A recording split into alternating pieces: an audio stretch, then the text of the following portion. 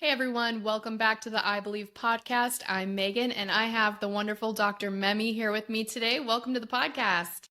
Good morning. Thank you for having me. I'm very excited you're here. So, we're going to talk about some updates and some history, some things coming from ASCO. So, let's kind of give them a brief overview of what we're going to touch on today. Right. So, Megan, as you know, ocular melanoma is an important disease, even though it's rare.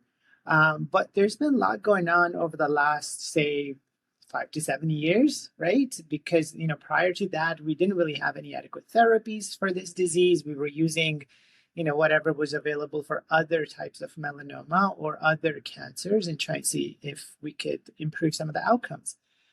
But I'm happy to say that, the first ever drug was approved for uveal melanoma for stage 4 or unresectable disease. And that was Kimtrack. And since then, there's been a tide that's been shifting, and more research is getting done to get this disease controlled even before it becomes metastatic. So we'll take the time today to look at some of the background of the disease. What are some of the numbers? What's the prognosis of different subtypes? How do we classify this disease?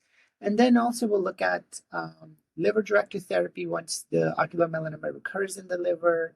And then we'll look at systemic therapy when it's beyond the liver or even within the liver. And then I also wanted to focus on some of the combination approaches for stage 4 uveal melanoma. And also, what are some of the studies that were presented at ASCO 2025? And some of them are pretty exciting because those are the patients who have been previously treated with a number of therapies, and some of them don't respond as we want them to, as we would like them to. So these therapeutic options hopefully will get those individuals in control as well. That sounds fantastic. That's a hefty lineup. So, you guys stay tuned because we got a lot to go over. So we could start off with sort of, where does uveal melanoma develop? I mean, there are, 3 or 4 different compartments where uveal melanoma can develop. It could be iris, the ciliary body, or the choroid itself. And typical symptoms can be, sort of changes in vision or flashes of light, sometimes eye pain, things like that. Or sometimes on a routine exam at a retinal exam, somebody will find something and it starts the workup. As far as the numbers are concerned, it's not the most common melanoma, right? But it is the most common type of tumor in adult as far as the eye tumors are concerned. In the kids, it's retinoblastoma, but in adult population, uveal melanoma is the most common ocular malignancy. And it represents only about 5% of all melanomas. And there were about 2,000 cases annually, and 8,000 cases globally. And there are some risk factors, but the typical assumption that it's related to sunlight and all that, we don't really know about that. But some of the, having a freckle in that area, or having some BAP1 and F1 germline mutation, a syndrome called dysplastic nevus syndrome. These are some of the associations with uveal melanoma. And unfortunately, once you treat the primary disease within the eye itself, about 50% will go on to develop metastatic disease, with 90+% having liver predominant metastases in combination with lungs and other spaces. In the past, we didn't have greatest of survival for this disease. Only about, 1 year survival was about 13 to 25%.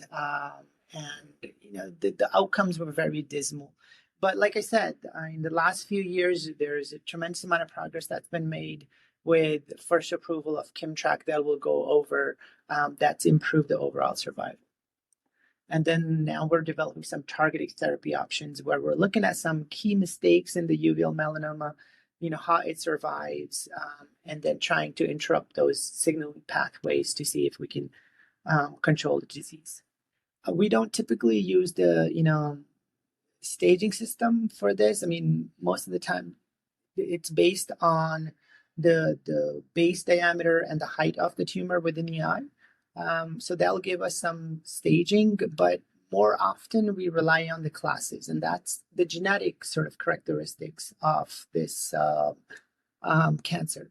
Based on that, it's divided into class 1, and then class 1 is divided into A and B, and class 2, and then other characteristics genetics like brain positivity and chromosomal abnormalities will give us a good idea what the risk of recurrences for this uveal melanoma is down the road. With that information, we can tailor make a follow-up, right? If somebody is at low risk of recurrences, they may not need the scans as often versus somebody who's at high risk of recurrences.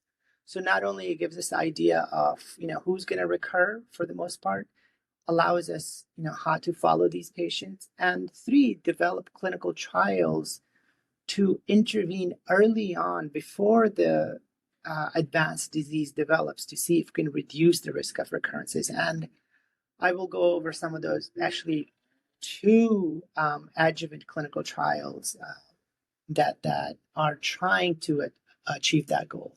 So once the ocular melanoma within the eye has been treated with either radiation, plaque therapy, or proton beam therapy, and rarely enucleation, we subdivide these patient populations into low risk of recurrences, intermediate risk of recurrences, high risk of recurrences based on the classification that I talked about. And the test that we use is called by a company called Castle Bioscience, and Decision DXUM is the test that we use. And the high risk patients that have, within the next 3 to 5 years after their initial disease is treated, they have a risk of recurrence is much higher for those individuals. In the past, we've had a number of different clinical trials with using medications that were already available for other diseases and see if we can reduce the risk of recurrences. But the outcomes weren't, at what we wanted. The reduction in recurrences wasn't worth the toxicity that it brings, and the treatment tended to be for a year or more. So because of that, it's not very popular to use those treatments for these patients. Rarely we see a handful of patients who've been exposed to drugs like sunitinib and things like that to reduce their risk of recurrences.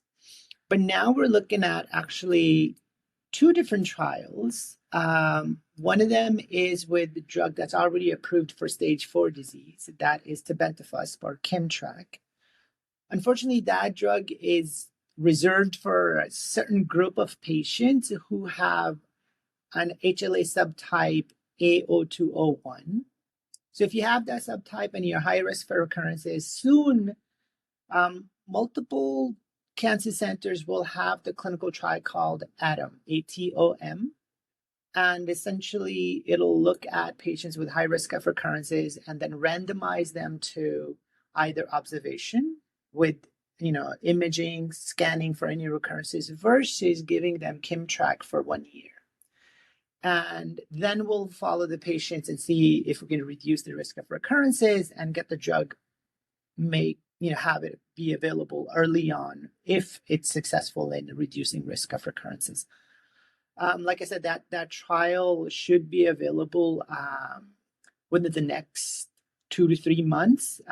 So I urge patient 1, when they do get diagnosed with uveal melanoma, have the Castle Bioscience test done so we know if they're high risk or not. And if they are high risk, I urge them to find a center nearby and participate. And we'll be one of the centers in Southern California. So, and happy to help any of the individuals that are looking. And the second trial is from Dr. Jose Lutsky over at the University of Miami Sylvester Cancer Center. And Dr. Lutsky and the ocular oncology team at Dallas Southwestern, they looked at a molecule called HDAC4 inhibitor.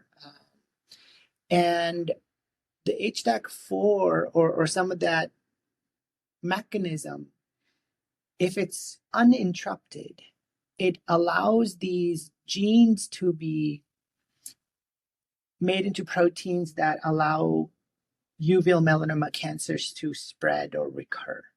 By giving that HDAC inhibitor, we're suppressing those gene products and not allowing the cancer to sort of come back and spread, so simply put. And So that particular drug is looking at about, I think, 60 patients. And here it's not a randomized trial. It'll have a synthetic control, meaning some of the historical data that we have for that kind of matched group of patients, see if we can reduce the risk of recurrences. And the drugs, I believe, is given about either twice or three times a week. I'll have to check the details on that. And the really good thing about this trial is that you could have had your eye tumor, uveal melanoma, treated about 6 months prior. So usually these trials look to start treatment within about 3 months of initial treatment. But here we have a longer time to act. Again, we'll be looking at high-risk patients with the Castle Bioscience testing. And so that's another, and also this trial isn't restricting patients with only HLA A0201 like the KIMTRAC trial is. Okay. And then, so that's the second. And the third trial, we have some initial data by Dr. Suthi Rapsawan from DC area. He had presented at ASCO last year individuals treated with Opdivo and Yervoy or ipilimumab, nivolumab, and showed decreased risk of recurrences with a significant margin. And that trial was in a smaller number of patients, but it's going to get expanded and into a phase 3 study. I think that's another trial that won't restrict patients to their HLA subtyping. So that trial probably is a little bit further down the pike, but it should be coming up soon. So in a disease where we didn't even have, metastatic treatment approved by the FDA, now we're talking about, stepping early on, trying to reduce the risk of recurrences after initial disease diagnosis and treatment. And so that just speaks to the progress that we're trying to make in this disease space. So Absolutely. that's It's a the big deal. future, right? That is a huge deal, right? And then since these trials are still attempting to achieve those goals, that means, some of those high-risk patients that don't have access to these trials, or we don't know if these trials are going to be able to, accomplish their preset goal, that means that 50% of the patients will still have disease recurrences in the liver and other places. So what are some of the treatment options that are already approved in this space? Those options are, we look at where the disease is, how big or how much disease burden there is. What kind of makeup does the patient have? Are there a lot of medical problems that would, kind of cause issues if we gave them one treatment versus another? Do they have autoimmune problems? Things like that. So how much disease, where the disease, the makeup of the person, that will help us decide how should we tackle their advanced disease once it's recurred. If it's, a few spots, 1 or 2 spots in the liver, you can go after them with what's called liver-directed therapy. So why expose the patient to, toxic treatments with long-term side effects potentially, when you can just target the liver itself, those spots. And then there's a group of patients that will have long-term control with that. But most of the time, these liver-directed therapies, for example, chemoembolization, immunoembolization, RFA, all these treatments, they'll have disease control, but eventually new disease pops up. So for those patients, one of the other liver-directed therapy option is the hepatic perfusion with melphalan. And that's approved as Hepzato based on the phase 3 trial Focus, and showed, really good disease control. Overall response rate in these patients were about 32%, median PFS of 9 months. And that data has been updated, and that's, kind of holding steady. And now there's sort of another approach with Hepzato or hepatic perfusion with melphalan in combination with Opdivo and Yervoy. This trial is called And this particular trial is coming out of Europe, and they treated only about less than 10 patients, but showed remarkable responses. Almost like 5 out of 7 patients had disease control. And it seems like when we treat the liver with metastases, there is sort of a negative impact on the immune system by having metastatic disease in the liver. And once you treat the liver, that negative impact of the liver on the immune system is taken away. So Opdivo and Yervoy perhaps works better to control the disease. So that trial is actually getting expanded. So we'll look to see its results in the next few months. I think it's going to get reported at ESMO or perhaps ASCO or one of these major conferences soon. So we're looking forward to that. So that's the combination study where we're looking at liver-directed therapy in addition to rest of the body treatment as well to improve survivals, reduce risk of progression, and improving these survival advantages.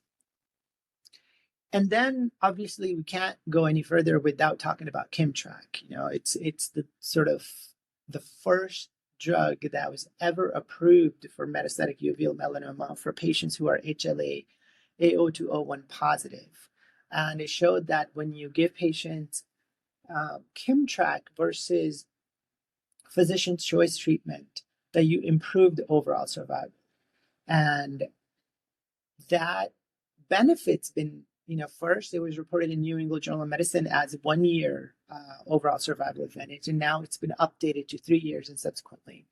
And the one of the really good thing about Kimmtrak is that we can predict its toxicity and then make sure that the patient tolerate these drugs. Most of the toxicity happened within the first 3 treatments. And after that, the risk of toxicity is really low. Most of the time it's limited to rash, occasional fever, but any of the low blood pressures, fever, chills, any of those, they tend to be limited through the first 3 treatments. And they're really, we have enough experience to sort of, reliably control those issues and keep the patients on the drug.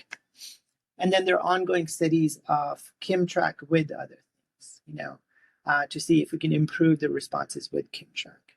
So we talked about Hepzato, we talked about Kimmtrak.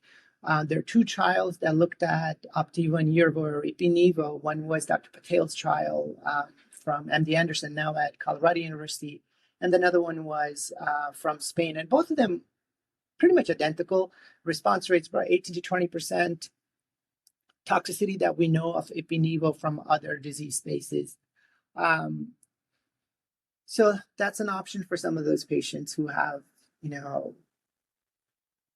they don't have autoimmune problems or they have significant amount of disease in others. So it's something we can try, but it's not sort of the first thing we reach for because we know that Opdivo Yervoy has significant risk of toxicity with colitis in about 30 to 40% of the patients. A lot of the patients tend to have rash, hypothyroidism that's immune mediated, and then risk of liver, lung, kidney injuries, in measurable numbers. So something that's available, but we consider the patient makeup seriously before we consider those treatments. And then, so those are what's available in our toolkit now, right? What's coming down the pike is something exciting. My senior partner, Dr. Hamid, presented some of the data for a second sort of similar drug to Kimmtrak that targets a different marker called PRAME on uveal melanoma cells. And that was presented a few years ago at ESMO. And we had probably here at our site the most number of patients for that uveal melanoma. And they had durable control, and that this is not any confidential data. This is data that's already presented. So I'm hoping at some point Immunocore will consider, bringing back their PRAME targeting bispecific into the uveal melanoma space. Right now, they're trying to develop it more into the cutaneous melanoma, but I'm sure they have considerations of bringing it back at some point. At least we'll continue to champion that. Can you explain PRAME for anybody that doesn't know what that is? Yeah, so PRAME is a sort of a you can think of it as a protein that's present in developing cells when we are becoming who we are in utero, and then at some point that PRAME antigen disappears. But in melanoma, it comes back and is expressed all over again. Um, and it's a poor prognosis marker in cutaneous melanoma and uveal melanoma, but it's targetable as well. So PRAME antigen, the drug from an immunocore called brenetafusp, on one end, it has the T cell activating moiety, the CD3 binding, and the other end is PRAME. So not only it activates the T cells, it also brings the active T cells in proximity of the uveal melanoma cell because it has that PRAME target. So it's a matchmaker in a sense, but also kills the melanoma cells from that activity. So that's PRAME, and PRAME's not just present in the melanoma. There's ovarian cancer that have PRAME on it, non-small cell lung cancer, endometrial cancer. So some of the other cancers also express PRAME. So the immunocore drug brenetafusp has a long reach from that, at least hypothetically speaking. So this data set was presented by Dr. Hamid at ESMO in 2022, I believe, and it had about 5 patients with uveal melanoma, and 3 of those 5 had durable responses. So that's something, we are always advocating for these therapies, and talked to immunocore multiple times to sort of, relook at, this particular molecule in uveal melanoma space. And I'm hoping, down the road, they'll consider that. The biggest news since immune therapy in melanoma in general is, tumor infiltrating lymphocytes, where we're able to take one of the representing tumor in the body, surgically remove it, and then isolate the lymphocyte from these tumors and expand them and reinfuse them into patients where we got those cells from. And that's shown, I'd say, amazing benefit in cutaneous melanoma. And a drug named Amtagvi or lifileucel from Iovance is already approved for refractory melanoma. And that story is also developing in uveal melanoma. The data is very limited. It's not reliable at the moment. But University of Pittsburgh Medical Center in Pittsburgh does have a trial for TIL therapy in uveal melanoma. So, that's something to consider for some of the selected patients. The challenge with TIL therapy is, there are components to TIL therapy that are fairly difficult to tolerate. There's 5 days of chemotherapy associated with prior to TIL infusion. The TIL infusion itself is, I'd say, relatively easy. Typically gets, patients will have low-grade fevers and chills, just sort of a T-cell mediated reaction. But after the cell infusion, then we have to support these T cells with interleukin-2, which can be potentially toxic in short term and in the long run. Typically, we give up to 6 doses of interleukin-2, and that can cause low blood pressures, heart rate issues. Sometimes it can cause, significant edema in the lungs and other places. So that interleukin-2 is given in intensive care setting. So that's the challenge of TIL. So that's why we have to select these patients really carefully. What's coming down the pike? So those are something that they're available within the clinical trial setting or as standard of care. But the 3 trials that I thought were really important in uveal melanoma, they were the one trial we highlighted with Ipi, Nivo, and Hepzato, showing really good controls. And then also the trial that I forgot to name was Chopin trial, CHOPIN. That's the Hepzato with Ipi-Nivo. That trial is going to be reported sometime soon in the next couple of months. Not couple of months, in a couple of meetings, I'd say. And then in the future, what should we looking at would be one study is called Ocule 1, OCULE-01. This trial in progress was presented as an abstract by Dr. Paul Nathan out of the UK. And this particular trial is trying to look at how can we take away some of the brakes that are put on by the immune system onto itself. And that leads to less of an immune surveillance of the uveal melanoma tumors. And to do this, there's a drug that is developed that targets a particular enzyme called PI3 kinase C delta. And by giving that drug, it targets that particular enzymes in the T regulatory cells. So that's the brake on your immune system. By giving that drug, you're decreasing the T regulatory cell population, which means there's a less of a brake onto the immune system. And then the active component of the immune system called cytotoxic T cells, they can act towards the uveal melanoma much better than they did before. So that's a trial that's coming. It's open, it's accruing. I'm sure it'll make its way into the US as well, but right now it's in the UK.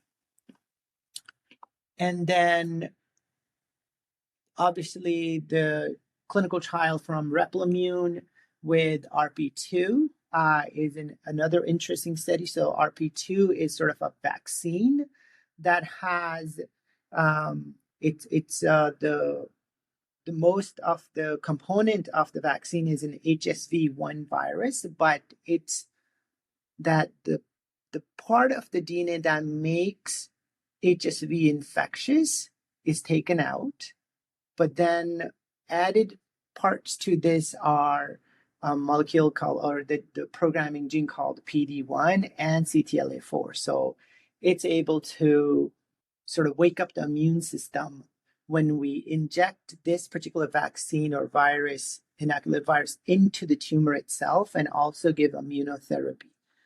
They presented their initial data on a few patients a couple of years back and showed good responses. So now it's been expanded into a phase 3 study. That's ongoing, and that was a trial in progress at ASCO. The other trial that looks very promising, this is from ASCO 2025, was first in human study of DYP688. Now, what the heck is that? Now, we know that uveal melanoma, most of the uveal melanoma have this sort of genetic alteration in two proteins, GNA11 and GNAQ. Okay, almost 90+% of the patients with uveal melanoma have that mutation. So there are a couple of different strategies to go after that because most of the melanoma will have that, or uveal melanoma will have that alteration. IDEA Pharmaceutical is using darovasertib with crizotinib to disrupt this continuous information that flows through this mutation, right? So that phase 2 trial is ongoing. Their phase 2 study looked, a single arm study, had really good data, benefit in these patients, but the treatment is somewhat toxic with diarrhea, rash, nausea, vomiting, but there are ways the protocol set up in place to control those side effects. So one is using oral drugs to control that continuous information through that mutation of GNA11 and GNAQ. The other is, can we use that mutated or altered protein that is made from GNA11 and GNAQ mutated gene as an address to identify those cells and deliver a payload that can target those cells? So that way you're avoiding any of the normal cells because they won't have that mutation, right? So the DYP688 is a first-in-class double targeted antibody and drug conjugate. Antibody-drug conjugate in general is an antibody attached to a toxin. So the antibody portion will recognize something in the cells, on the surface of the cells, and binds. When that target is bound, that antibody-drug conjugate gets internalized into the cells, and the toxin gets released and it kills the cells. So that's the antibody-drug conjugate. Sometimes they're an off-target effect. So here, it's sort of a double target. There's one target called PMEL 17 or GP100, and the other target is that it delivers not a toxin but a potent inhibitor or disruptor of the information that flows through GNA11 and GNAQ. So not only it's only targeting uveal melanoma cells, but it also delivers a potent drug that disrupts that GNA11, GNAQ mutated sort of signal that's always ongoing and letting these cells grow, metastasize. So this trial is relatively new and showed benefit in individuals who had received prior therapies, and they've tried about 5 different doses, 4 milligram per kilogram, 8 milligram per kilogram, and so on and so forth. And the drug's given every 2 weeks and shown benefit that are, relatively durable. So this is something that we're really excited about coming through into uveal melanoma space. I know it's a bit complex how these drugs work, and in addition, these brand new drugs, sometimes it's difficult to sort of predict their toxicity. But, without clinical trial participation, we won't know. We won't be able to predict their toxicity. We won't be able to sort of have the benefit established and take them further in the future as treatment options. So these were the 3-4 trials that I wanted to highlight that I think we need to access and accrue to so we can expand our tools to help our patients with uveal melanoma. Absolutely. And I mean, we've talked several times on this podcast about how important a clinical trial is for the whole community. So I love that you're bringing this to us because this is such great information. Right. I mean, I think if for the longest time, this idea, which is absolutely true, that uveal melanoma is so rare that it's hard to do clinical trials. It's hard to do clinical trials. It's hard to have let it be pharmaceutical industry or whatnot, have them buy in saying, hey, this is a space where you should consider clinical trials, right? So it was difficult before, but now, as medical oncologists, we're kind of binding together. My counterparts, I can count them on my both hands, how many I work with because there are so few of us. And so if I don't have a trial, I'll send them to Dr. Chemlavsky in the neighborhood at UCLA and vice versa. Or I'll call up Stanford, see if they have any trial, Dr. Reddy, Dr. Beethoff Warner, see if they have a trial so we can collaborate. UCSD, same thing. And then if nothing in this area, okay, let's see Colorado. Dr. Sapna Patel is in there. Amazing mind for uveal melanoma. She can help us with a trial. So the community is so, medical oncology for uveal melanoma is so close-knit that we tend to sort of, lean on each other to help our patients. And I think that's made the difference for getting KIMTRAC approved. Hopefully that'll be the reason why KIMTRAC gets, shown benefit in adjuvant setting. Same thing with the HDAC4 inhibitor. Same thing with Ipi/Nivo in adjuvant setting. So I think this sort of a network that we have of medical oncologists that are truly championing these treatments for uveal melanoma patients, it's absolutely making the difference. I love that. That's so great. The fact that you guys are all coming together, it's so huge for the community, and we just appreciate everything you're doing. Yeah, no, I mean, I think a huge sort of kudos goes out to Cure Insight and other nonprofit organizations that are actually, making the difference too. Because you guys are always on the horn about, clinical trials, about, advocacy, patient advocacy, and talking to pharmaceutical industry, leveraging that relationship to get these trials going. I think a big kudos goes out to you guys as well, because without that, we won't have the platform to reach out to the masses. Well, thank you. We appreciate that. And yeah, I mean, we're all here doing our part, just trying to move the needle and move the mountain and do whatever we can do. So, thank you to everyone tuning in watching this also, because you guys watching this is what is bringing all of the Right. information to you. We can't do it without the viewers. So thank you to you and to our sponsors. Yeah, no, exactly. I Yeah. think it's a village that Yes. is responsible for all the progress, right? One person in Yeah. the silo cannot do that. So I think it's all the parties involved, all the stakeholders that have deep interest in improving the outcomes in this disease. They all deserve a pat on the back. Absolutely. And like you said, it takes a village. We're all in this together. And it's great to see everybody come together. I think it's a really cool thing to see.